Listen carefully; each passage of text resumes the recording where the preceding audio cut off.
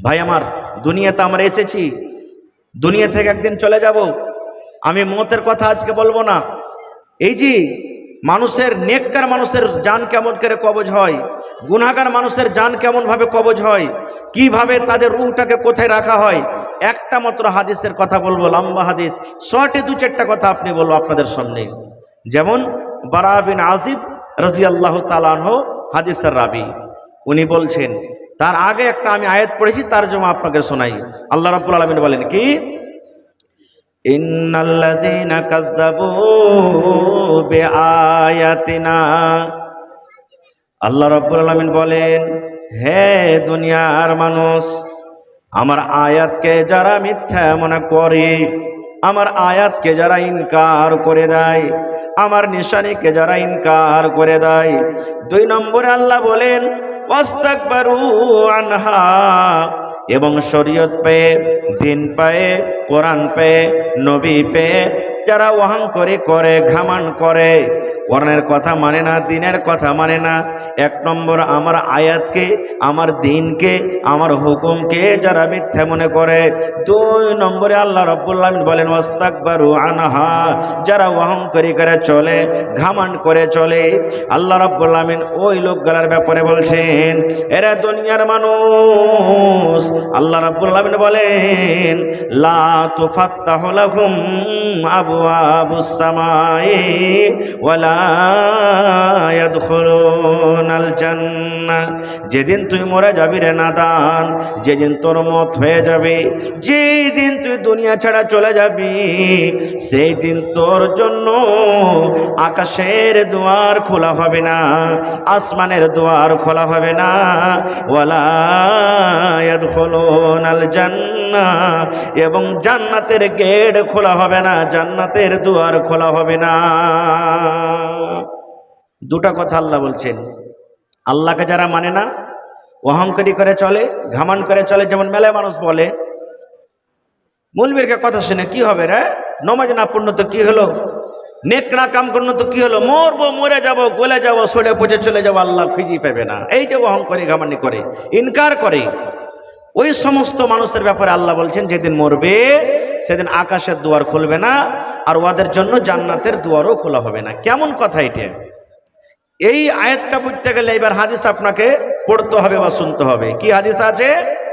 বারা বিন আজিব রাদিয়াল্লাহু তাআলা আনহু হাদিসের রাবি, উনি বলছেন, কি বলছেন, আজকে যেমন আপনারা জালসা শুনতে এসেছেন, কত সুন্দরভাবে বসে আছেন, নবী আমার বলেছেন, যখন একটা মানুষ মারা যায়, ভালো করে শুনবেন রে ভাই, মায় লোক হোক কিংবা মদলোক হোক, নর হোক কিংবা নারী হোক, যখন লোকটা মারা যাবে, মরার কিছুদিন আগে বা মরার কিছু টাইম আগে যদি লোকটা নেককার হয়, যদি লোকটা ভালো হয়, যদি লোকটা আল্লাহওয়ালা কিংবা আল্লাহওয়ালি হয়, আল্লাহ রাব্বুল আমিনের ফেরেশতা তার সামনে বসে যাবেন। কত ফেরেশতা আসবেন?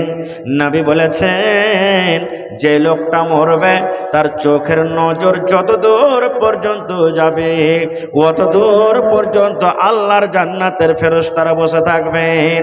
ওখানে মা থাকবে বসে, মা দেখতে পাবে না, বেটারা বসে থাকবে, বেটারা দেখতে পাবে না, শৌহর বসে থাকবে, দেখতে পাবে না, যত আত্মীয় স্বজন বসে থাকবেন, কেউ ফেরেশতারাকে দেখতে পাবেন না। পাবেন মাত্র একটাই লোক, যে লোকটা মারা যাবে, যে লোকটা মরবে শুধু ওই দেখতে পাবে, তাছাড়া কেউ দেখতে পাবে না। ফেরেশতারা বসে আছেন। এবার মালাকুল মউত সময় হইতে গেলে চলে আসবেন, আসার পর ওর পাঞ্জরে বসবেন, বসার পর কি বলবেন, ওরে আল্লাহ, এটা তো নেককার মানুষ গো, এটা তো ভালো সালেহ মানুষ, আল্লাহর জান্নাতের ফেরেশতাদের সামনে বসে আছে। বসার পর ওই যে ভিতরে রূহ, জানখানা রয়েছে, মালাকুল মউত জানখানাকে ডাকতে বলবেন, এরে ভালো নফস, এ পাক রূহ, এই দেহ ছেড়ে দাও, এই বডি তুমি ছেড়ে দাও, তোমার দুনিয়ার সময় শেষ হয়ে গেছে, দুনিয়াতে আর তুমি থাকতে পারবে না। এই বডি তুমি ছেড়ে দাও, এই দেহ তুমি ছেড়ে দাও। এবারে বন্ধুরে আমার সুন্দরভাবে আস্তে আস্তে আস্তে করে ওই রূহ, ওই জান, যারা নেককার মানুষ হবে, যারা ভালো মানুষ হবে, যারা সলে মানুষ হবে, যারা আল্লাহওয়ালা আল্লাহওয়ালি হবেন, তারা সুন্দরভাবে জানখানা তার হাতে চলে আসবে। যেমন কলসি ভরা পানি, মাথাতে আপনার কলসি আছে, পানি ভর্তি হয়ে আছে, আপনি কলসিটাকে যেমনই কাজ করবেন, পানি পড়তে অসুবিধা হবে না, গড় গড় গড় গড় গড় গড় করে পানি পড়ে যাবে। এই মতো নবী বলেছেন, যারা নেককার মানুষ হবে, যারা পরেশগার মানুষ হবে, যারা দিনদার মানুষ হবে, যারা আল্লাহওয়ালা হবে, তাদের ভেতর থেকে সুন্দরভাবে জানখানা বের হয়ে যাবে। জান কবজ হয়ে গেল। এবারে ওই জানখানটাকে নিয়ে মালাকুল মউত এবং তার সাথে যত ফেরেশতারা, তারা কাড়াকাড়ি করবে। ও বলবে আমি নিয়ে যাব, ও বলবে আমি নিয়ে যাব, ও বলবে আমি নিয়ে যাব। জানখানটাকে সুন্দর করে জান্নাত থেকে একটা রুমাল নিয়ে আসা হবে। এত তার সেন্ট, এত তার খুশবু, মনে হয় গোটা পৃথিবী খুশবুতে আতরে ভরে গেল, এত খুশবু করবে। জানখানটাকে সুন্দর করে ব্যাট দিয়ে এবার নিয়ে চলে যাবেন আসমানের দিকে। আপনারা যদি পাঞ্জরে ওখানে কোনো মানুষ যখন মরে দেখবেন মতের সময়তে জান বের হয়ে গেছে, দেখবেন আকাশের দিকে তাকিয়ে চলে যায়, তাকিয়ে চলে যায়। এরকম হয় কি হয় না? দেখবেন মা মরে গেছেন, আব্বা মরে গেছেন, বেটা বেটি মরে গেছেন, নাক দিয়ে দেখবেন শ্বাস বের হয় না, হা করে আছে, চোখ খুলে আছে, মনে হয় এখনো জীবিত মানুষ আছে কিন্তু জীবিত নাই। নবী বলেছেন, লোকটা মনে মনে নিজের বেটাকে বলে, বেটিকে বলে, আত্মীয় স্বজন যারা পাঞ্জরে বসে থাকে তারাকে মনে মনে বলে, এরে আব্দুল্লাহ, এ আব্দুর রহমান, এ খালেদা সাহেদা বেটিরে ধর, ধর রে বেটি ধর, আমার জান খানা নিয়ে চলে গেল রে, তাড়াতাড়ি করে তোরা ধর ধর ধর ধর, এরকম ভাবে চিল্লাবে। কিন্তু যত চিল্লাবে আশেপাশে কার মানুষ কেউ তার আওয়াজ শুনতে পাবে না।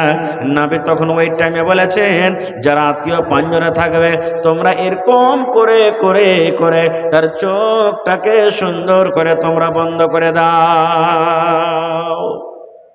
জান নিয়ে চলে গেলেন কোথায়?